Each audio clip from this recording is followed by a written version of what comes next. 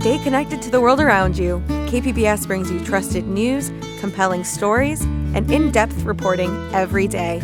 Wherever life takes you, KPBS is here, on the radio, online, and on the go. Discover more at kpbs.org. The views and opinions expressed in today's episode do not necessarily reflect those of the Port of Entry team and those of KPBS. Listener discretion is advised. Hey, ¿qué onda, friends? No Alan today. It's just gonna be me and you. I want to take you back to a time in my life when a series of small but significant moments shaped the way I see movies and magic. This story has dinosaurs, a sinking ship, and a serial killer. Yes, believe me. You want to stick around for this one. You see, during the formative years of my life, I had a series of epiphanies that would profoundly shape my future, and they all came from watching movies. Oh, movie magic, John. What's movie magic? Let me show you.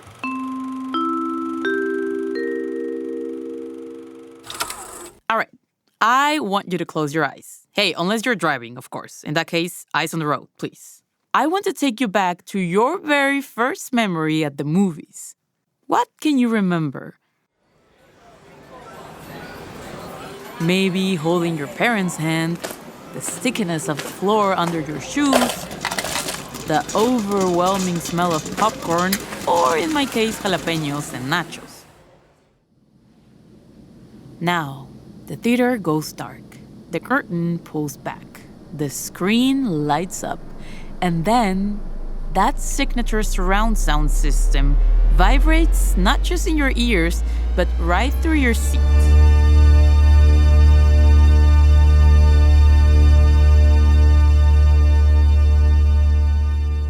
And in that moment, you know something magical is about to happen. Can you feel it? Do you remember the first movie you ever watched? Well, I do. It was 1997. I was 3 years old, walking into the theater with my family. I looked down and saw tiny glowing lights along the stairs. And then a loud beast-like growl that I will never forget.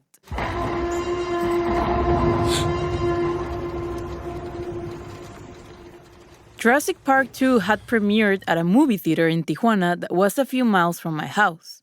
I fell asleep through most of the movie, but every now and then, I would wake up to the sound of dinosaur roars and John Williams' booming soundtrack.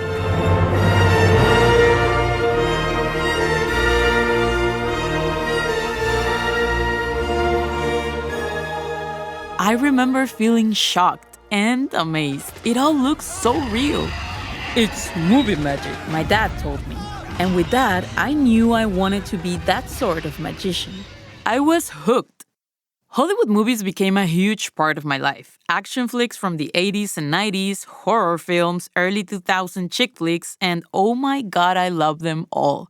So much so that I eventually became a working actress myself. A magician, if you will. Just not on the big screen. Not yet, at least.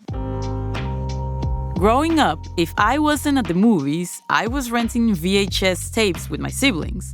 And if those were all checked out at the video rental store, we would just watch whatever was playing on the 2 free Tijuana channels that aired movies. Every weekend, I would lose myself in cheesy Spanish-dubbed Hollywood blockbusters, slouching on the couch and glued to the TV. Veo gente muerta. Those moments were pure magic to me.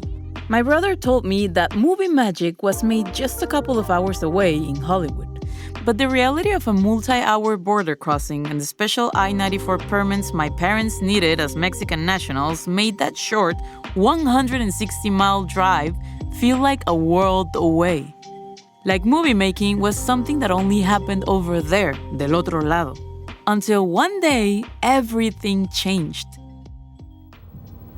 This is Popotla, estimated population 200, a small fishing village located on the Baja coast, less than 10 miles south of Rosarito Beach.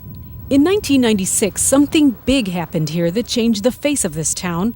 20th Century Fox built a multi-million-dollar state-of-the-art production studio. I was about 8 years old on a school field trip to Rosarito, just 30 minutes south of Tijuana. From the bus, I saw what looked like a sinking ship behind a massive gated lot and a banner that read Foxploration. We were about to tour Baja Studios, previously known as Fox Studios Baja, which was an extension of 20th Century Fox at the time. This was one of the satellite studios where Hollywood productions were filmed to help reduce costs. You know, seeing this location, you might think, did we just shift gears and are now bringing you a show about New York?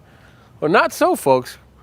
This only looks like New York, but it's not Hollywood either. So where are we at? We're still in Baja. This is Rosarito. These are the Baja Studios in Rosarito Beach. Oh, Natalie, which films were shot there, you may ask? Just a little one called Titanic. As a matter of fact, that was the whole reason why Baja Studios was created, to meet the needs of that legendary James Cameron film. Other blockbusters like Pearl Harbor and James Bond's Tomorrow Never Dies were also filmed there, just to name a few. After its peak, the studio opened to the public. Locals like me could explore movie sets and props from iconic films that were also filmed by Fox in other parts of the world. I remember walking on the deck of the Titanic. Oh yes, that deck where Rose told Jack. I'm flying! Jack! It was magical. Standing there, surrounded by sets and costumes, it hit me. Movies weren't just made in Hollywood. They were made here too, just 30 minutes from home. That was my first epiphany. A second one came years later. Whenever I watched a new movie, I loved checking out their behind the scenes and interviews. Spade. 70 apple, take 3. Park. Set. Set and background and action. Hey, we'll talk in a minute. Thanks for coming by, huh? The more behind-the-scenes footage I devoured, the clearer the picture became. The directors, the producers, the ones calling the shots, they were all men. It created this invisible wall in my mind, a feeling that the world of filmmaking I dreamed of wasn't built to include women like me. Until a serial killer showed me otherwise. Hello, Halberstram. Nice tie. How the hell are you? Alan has mistaken me for this dickhead Marcus Halberstram. It seems logical because Marcus also works at PNP and in fact does the same exact thing I do. He also has a penchant for Valentino suits and Oliver Peoples glasses. That's right, Mr. Patrick Bateman, the one and only American Psycho. Okay, I might have been a little too young for the film. I was 14 years old, and don't judge me, you did it too, come on. But watching behind-the-scenes interviews of the film with director Mary Herron confidently talking about her craft made everything click. Well, I think there's a tonal thing, which one of the things I liked in the book, I thought was very interesting in the book, was that it shifted totally abruptly from a social satire, comic scene, to something horrifying and upsetting. And films are not just made by men in Hollywood; they are made by women too. Those two epiphanies shaped my path forward, giving me the courage to believe that a girl from the border could belong in that world. I chose to pursue that dream as an actor and have since become an experienced theater actress. No, I haven't made my movie debut yet, so, I'm available. Wink, wink. And this is where my personal journey connects to a much larger one. The story of the trailblazing women we'll meet in the next 2 episodes. Hi, I'm Marla Riola. Hi, I'm Nicolasa Ruiz. Hi, my name is Marintia Gutierrez. In today's episode of Port of Entry, we chat with Marla Riola, Nicolasa Ruiz, and Marintia Gutierrez, 3 young women filmmakers that reached the heights of none other than the prestigious Cannes Film Festival. And on the next episode, we sit with Paulina Castro, a 17-time Emmy-winning TV producer from Tijuana who has paved the way for other creatives in TV. Yeah, I remember trying to be a rebel and fighting the border patrols all the time, not wanting to put my school bag in the machines they had. And if they were mean to someone, I would be defending them because I was yeah, I'm a U.S. citizen. What are you going to do with me? These remarkable women are not just making their mark as artists, but also breaking through gender barriers and redefining expectations as borderlanders. Join us in this 2-episode special to hear their stories, the challenges they have faced, and how they are paving new paths in the TV and film industry and beyond. If this is your first time tuning in, we are speaking with Shapers and Visionaries of the Borderlands. This is part 1 of Fronterizas Behind the Camera. Stay tuned! From KPBS, this is Port of Entry, where we tell cross-border stories that connect us. I'm Natalie González.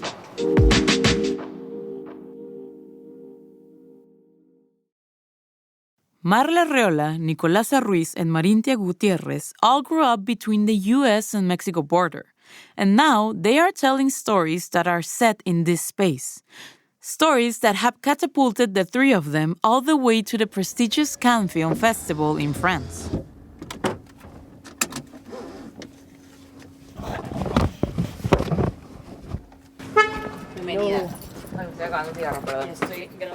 Last summer, I visited Marla Arreola at her home in Tijuana.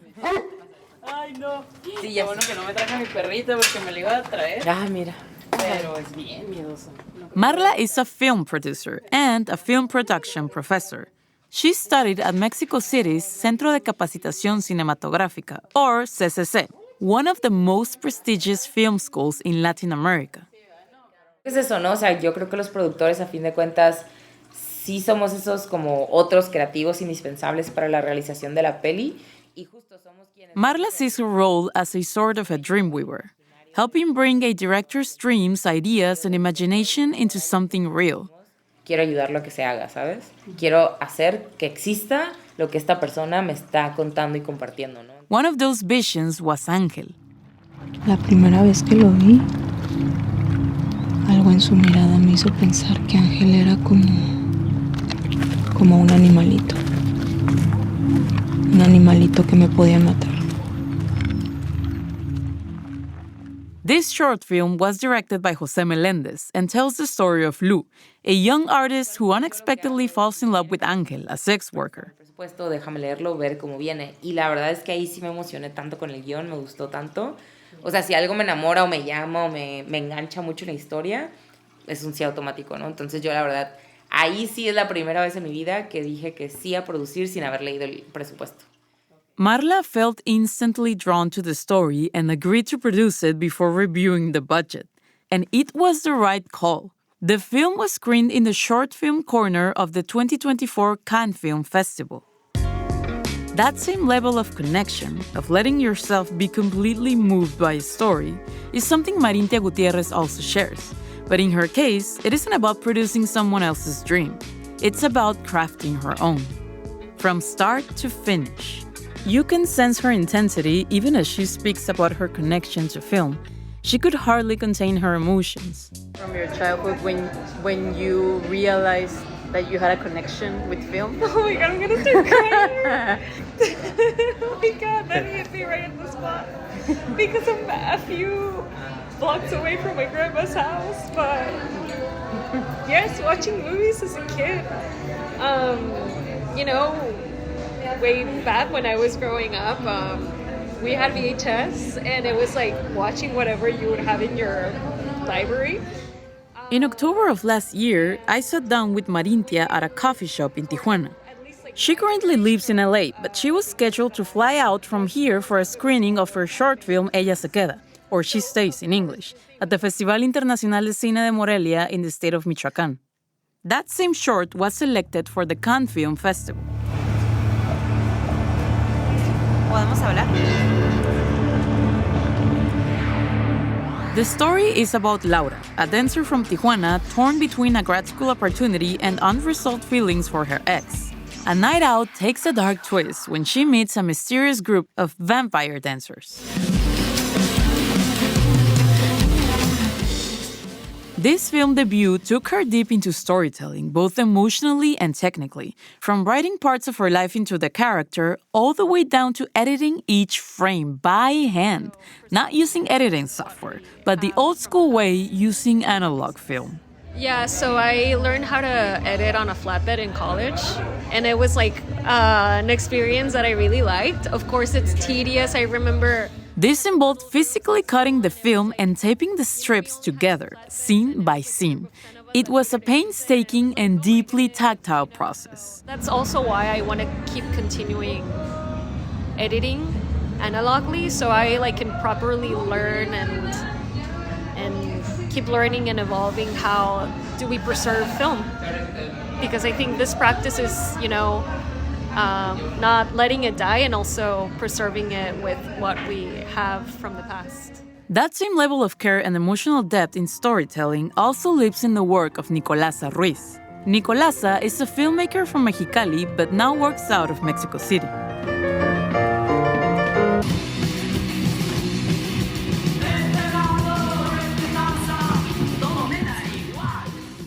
Her short film, La Extinción de la Especie, or Extinction of the Species in English, was co-director with Matthew Porterfield, an American filmmaker who collaborates closely with her in multiple projects. The short film is about a young woman named Esther who wanders through Mexico City searching for connection and sense of self. The gritty realism and the quest for identity are consistently woven throughout her work. Ay toka janay. Each piece provides an honest portrayal of the complexities of finding oneself in the middle of challenging circumstances. Even though Nicolasa's path has taken her deeper south into Mexico City, Nicolasa's storytelling still carries the spirit of the border region where she's from. We brought Marla, Marintia, and Nicolasa together on Zoom for a conversation about making films outside of Hollywood, what navigating the industry as young women is like, and to share their recent experience presenting their work at the Cannes Film Festival. Hi, I'm Marla Riola. I'm a film producer from Tijuana. I also teach film production at the film school here in Tijuana, and I have a nonprofit organization as well. Hi, I'm Nicolasa Ruiz. I'm a filmmaker from Mexicali, and right now I'm living in Ciudad de Mexico. Well, I'm living here since 2020. Hi, my name is Marintia Gutierrez. I'm a filmmaker from Tijuana, Baja California, currently living in Los Angeles. Hello, girls. Thank you. Thank you for being here with me today, and thank you for accepting to do this interview for Port of Entry. Can you talk to me, whoever wants to go first, can you talk to me about how did your love for cinema begin? What was there a moment or experience that made you realize that this was your path? Okay, so I guess my love for cinema started when since I was a prior teenager, since I was little, I grew up watching a lot of films and going to the cinema a lot. So I always thought about the behind the scenes and how were the scenes filmed and how many people were needed to work on each scene and the production logistics. I didn't know how it was neither how many people was needed. It was just me wondering about that. And yeah, I love to watch a lot of films, and I did go a lot to the local cinema by my house. So I guess since I was I don't know, 10 to 11, around that time. I can go next. So I think my love for cinema started when I was very young. I think my first memories as a kid were watching movies at home in our VHS. Yes, I very basic, but I really loved Disney movies when I was a kid. I loved animation. I thought it was very, visual imagery, and I remember so well the first time that I could it was the first time that I could recognize how music could complement another thing so beautifully. And I remember watching Fantasia a lot. So I think that was a very big influence on me, and how, because in animation it's it's obvious that it's like an artifice because it's not like real people, like on screen, that the the that there was like a way of, making images move. It was just like the the the very principle of, how things could move on screen and create very interesting visuals was something that I think I was very curious about when I was, growing up. And as I grew older, I think just the ability to make images was very striking to me.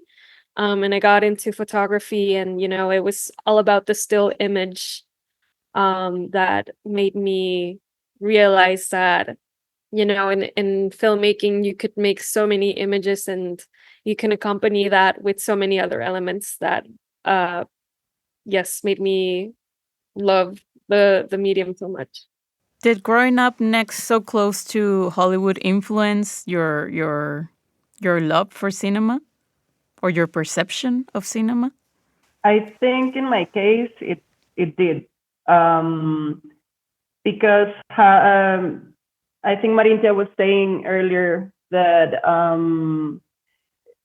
I remember like not having cable in my house for like, I don't know. It was very rare when we had cable. So we had just like the, like regular free television. But I remember we had like 3 channels from the US. And I remember watching like after, I think it's elementary school, secundaria, Judge Judy or Saturday Night Live or Late Night or Conan O'Brien. I was a huge fan.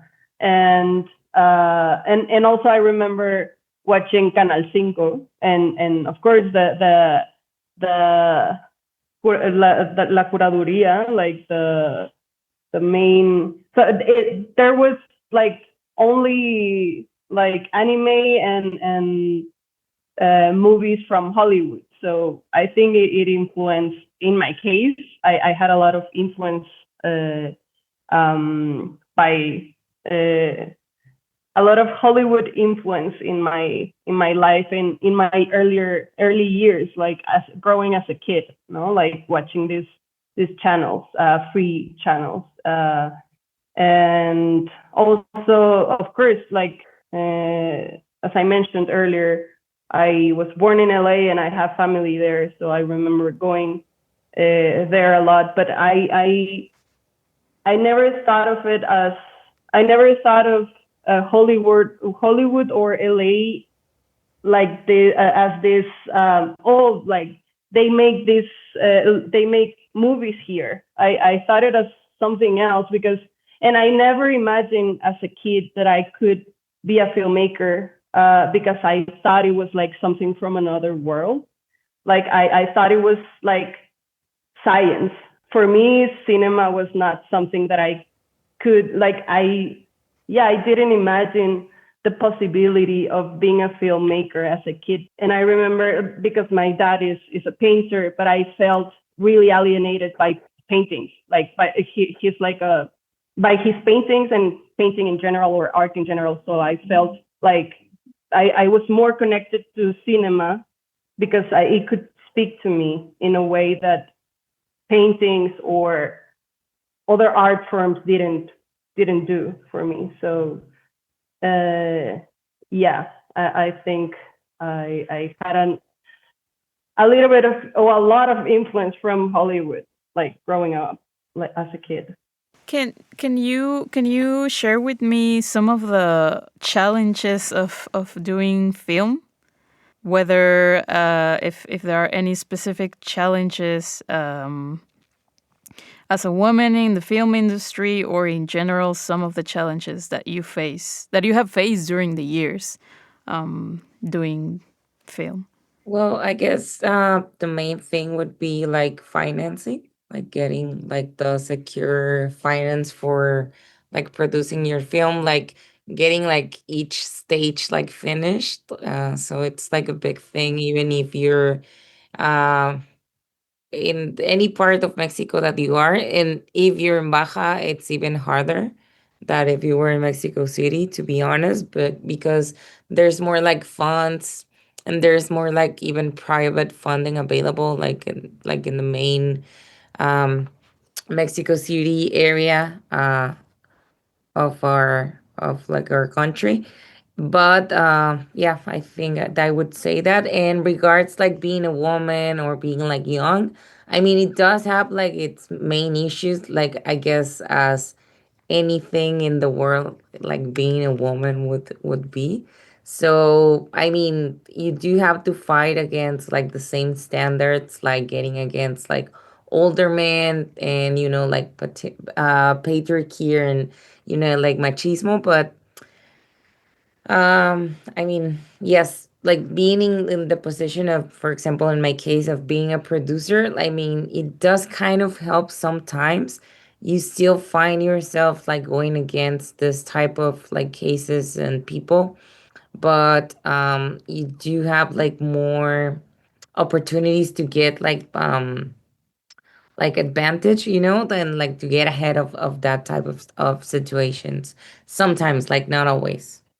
Nicolasa, you were saying in Spanish that some of the challenges that you find are that you live in Mexico City and that you are creating scripts and cinema thinking about characters from Baja California and not specifically from Mexico City. Can you talk about that, what you remember about that? Can you mention? Because that was very important.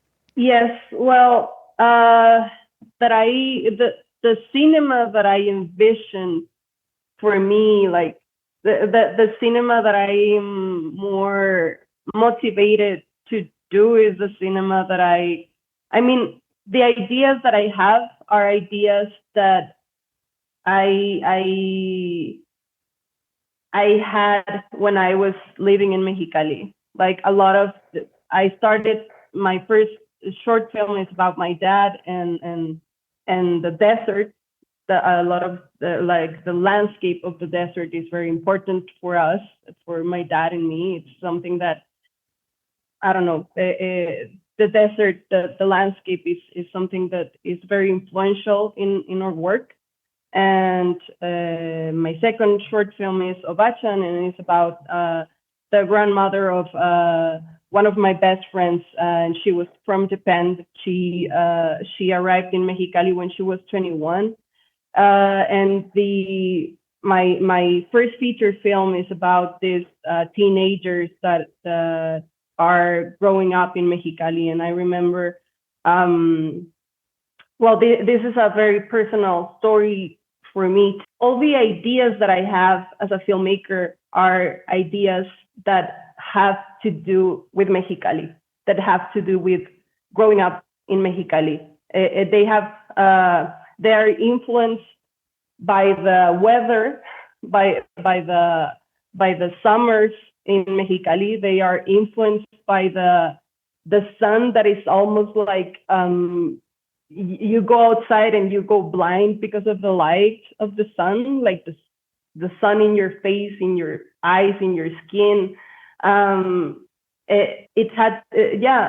think I don't envision myself, and I don't envision myself making movies about Ciudad de Mexico or about anywhere else but in Mexicali. And I don't know why that happens, but it's something. It's like that. For me, Mexicali is like a infinite, like they're like the possibilities of doing something there are like infinite, like and it has to do with my emotional connection to the territory and to the city, to the people, to the accents, to the sun, to the weather, to everything, to the desert. The three of you were at Cannes at the same time. I just learned that a couple of minutes ago. Can you share with me? You were saying something extremely powerful in Spanish, and if we can bring some things that you remember in Spanish that you mentioned about Cannes, if we can bring it to English as well. But how was the experience of being at Cannes and showing a project that you love so much and that you work so hard with? How was that experience? So for me, I think it was a very, important, but I'll be completely transparent. It was very daunting for me because it was the first time that I was showing a short film to the public in general. This was my first short film. And it was just, sort of like a shock to the system to know that I was showing my work in such a big festival, one of the biggest of the world. It was just very disorienting too, because I'd never been there. I didn't know what to expect, and at the same time, I unfortunately was projecting a lot of things that, not that people were expecting of me or anything, but I think people were excited that a short of Baja and of Tijuana was in competition at this very prestigious festival or whatever. And I felt sort of like an internalized pressure because of that, because I know personally that I have a responsibility as a filmmaker to show the things that I want to say, even though they're very personal emotions, because as we were saying in Spanish, at least for me and Nicolasa, it seems that, our filmmaking comes from very internal places for us. But of course, they come in a very external way, right? Because in the end, the film is something that people see. It's a thing that's visual. It's a thing that you film in spaces that exist. So of course, it comes also with a political lens and a political stance, whatever you show, right? So, I think I felt a very immense responsibility of, showing Tijuana in a way, not that I'm not saying that I was representing Baja or Tijuana. No, of course not. But, I was representing me in a way. So I think that's what I wanted to get to in Spanish, that I was representing myself and my background. And, it's like stripping yourself naked to the audience in a way, right? So it was very, very, very daunting for me because, again, it was my first time doing that. And of course, coming from, and it was funny that three, projects of Baja California were there at the same time. That's, in a way, it's one of the biggest borders of the world. And, we were saying how, I think we were talking about the percentages of filmmakers that are women, that identify as women or femme in Mexico, that it's like so low. But imagine the percentage of that being lower in Baja, of course, because it's like it's very rare that filmmaking is done there.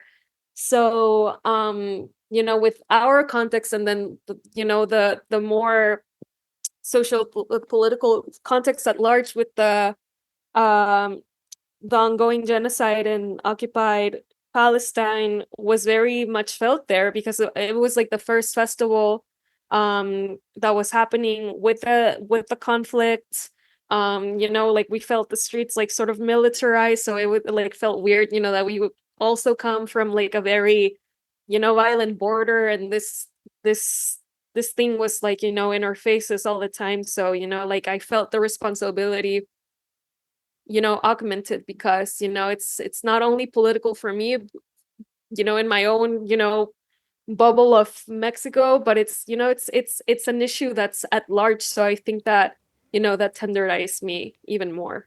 Did you ever get any realization moment at Cannes that was mind blowing? Like, how did I get here?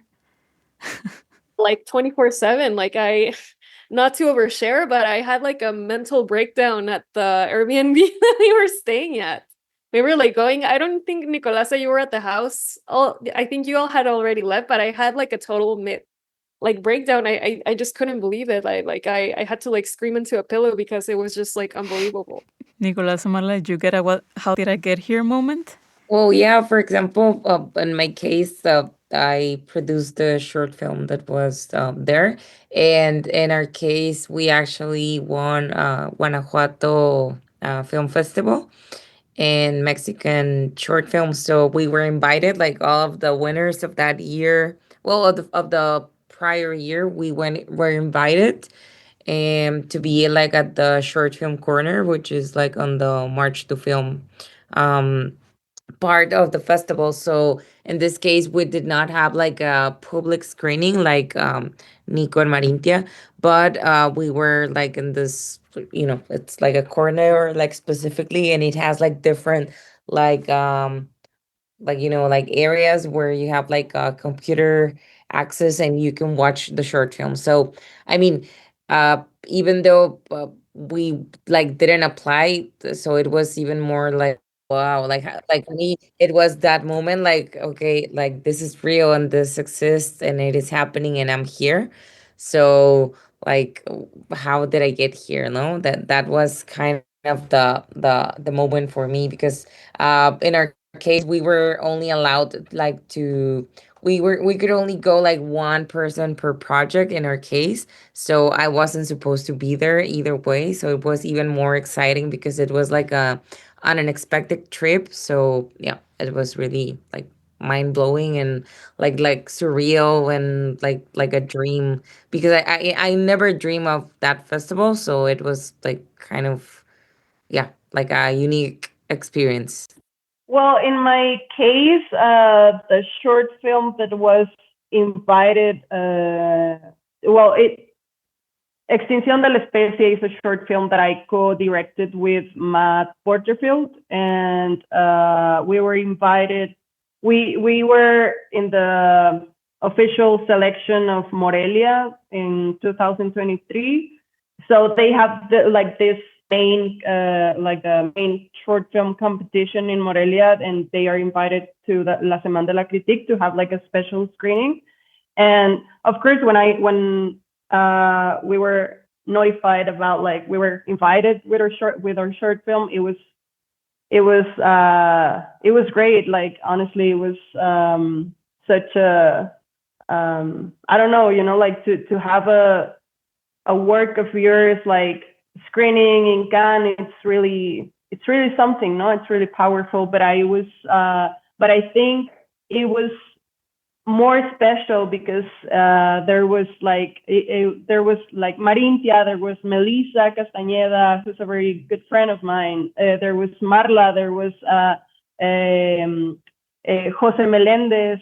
He's also from Mexicali, from where I'm from. He's the director of the short film that Marla produced, and it was really like I think it was really crazy. Like it was really crazy to be there, like the four of us and the five of us, like all of us over there, like, and we're from Baja, right? Like to share that, to have, I mean, I think it was the first time for all of us in Cannes, and to have like the possibility to share that moment with people, it makes it extra special, like I remember it was really sharing, unique, like all of us yeah. together, like finding out like all of us were going, it was like wow, it's even more specific and special.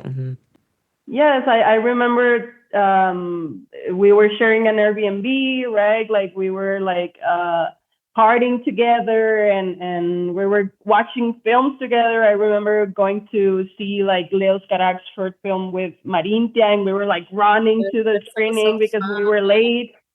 And all those moments were very, very like special in at least in my life and in my experience as a filmmaker. It's such a treat, right? To have the possibility to share those moments with people that are very important in your life and in your career. And I think that was like extra special. And yeah, Baja had like 3 short films over there. So yeah, it was huge. It was magical, to say the least. We're gonna close the interview with this thing that I'm gonna ask, and whoever wants to answer that. why keep doing film in times like this, and when it's so difficult, and why keep persevering doing this in times like this with a lot of technology, with a lot of socio-political issues happening all around the world, in times of a lot of mucha xenofobia en la frontera, in times like this, why keep persevering and keep doing film? I mean, I'm going to be honest. I think it's a very difficult question to answer. But I think that a lot of I find myself like questioning the whole filmmaking craft in this climate, political climate, right? But at the same time, I try to remember myself that the reason that I'm making films is something that has to do with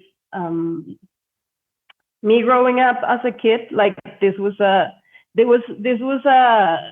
as I mentioned earlier, like I thought this was like really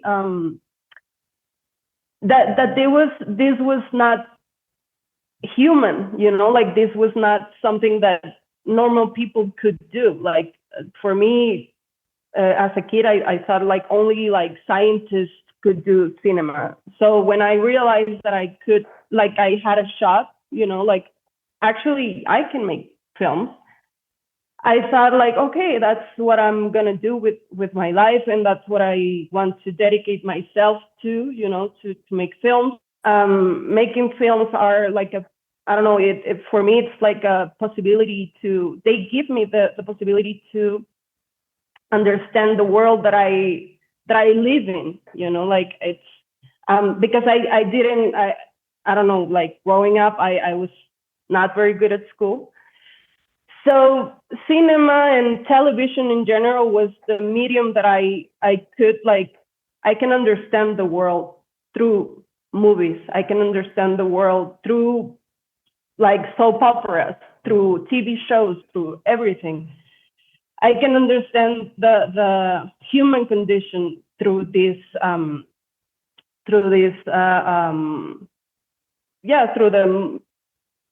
moving image, whatever you want to call it. So I think for me, like, of course, in this political climate, I question myself all the time, like, what am I doing, and why even bother, you know, like if there's all this happening, the genocide in Palestine, and the Trump in power right now, the ICE like deporting people and traumatizing people, but I think it's really important for us to not forget that this is our medium, right? Like this is the medium that I find myself more close to. Like I can really understand the world through cinema, and and it's something, as Marintia said, to make films is a responsibility. So we better use that like privilege and responsibility to communicate what is more important for us. And I think in my case right now, what is more important about making films is to communicate that what's more important, like, it's not even cinema that it's important, or art. What is important is people. We are important as human beings, as people.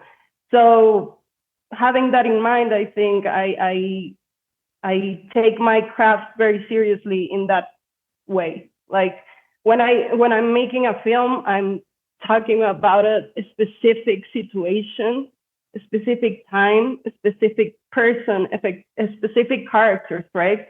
So I have the responsibility to show something through that, and to say something through that, and to share my very own vision of the world, but at the same time is I don't know, it helps me to to enjoy myself too, because that is very important to us as an artist and filmmaker, is enjoy yourself too. Enjoy yourself, enjoy what you do, and don't forget where you come from. Don't forget the world that surrounds you. And I don't know, I said a lot of stuff over there, but it goes like that a little bit. I don't know. Thank you so much, all three of you. Thank you for doing this, for taking the time to talk about this and about a lot of important things that you mentioned and that were very powerful, both in Spanish and in English. And yes, thank you so much for it. I know it was more than an hour, and I appreciate that you stayed longer. No worries. Thank you a lot for inviting us, and it was great, hanging. Well, connecting with all of you again after a lot of time. It's like a year, kind of. Yeah. Thank you so much. Thank you for inviting us, and I was happy to share all this stuff with you. I probably shouldn't have watched American Psycho at the age of 14, but viewing the behind-the-scenes interview with Mary Herron ignited my imagination. I believe that's the power of stories. They awaken and inspire something deep within us. Whether it's witnessing dinosaurs brought back to life on the big screen or reenacting a scene from Titanic with friends at a studio tour in Baja, these experiences convince me that magic is something I could create. And that's exactly what Marla, Marintia, and Nicolasa are doing. In an industry where women still account for a small fraction of the directors in Hollywood and Mexico, they are forging ahead.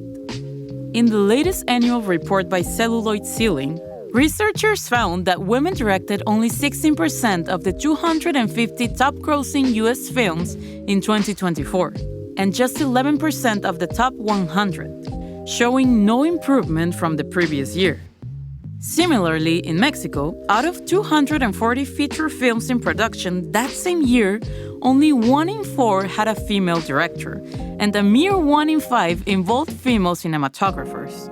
Marla, Marintia, and Nicolasa each bring their unique genres, aesthetics, and styles to the table. Yet, they all confront an industry historically dominated by men. Nonetheless, they have successfully paved their way for their stories. Marla, Marintia, and Nicolasa are defying the daunting statistics stacked against them, proving that a film doesn't need to be produced in El Otro Lado or by a man to have a worldwide impact.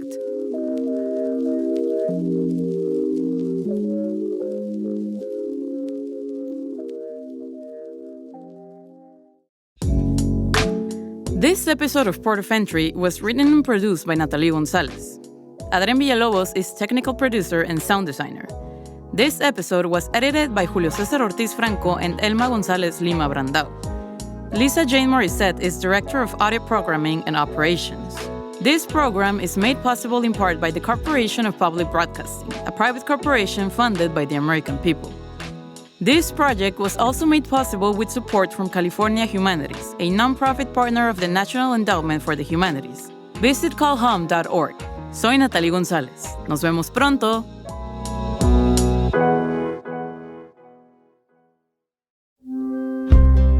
Start your day with Morning Edition and wind it down with All Things Considered, only on KPBS. From global headlines to local stories, stay informed, inspired, and connected. Tune in daily or listen anytime at kpbs.org.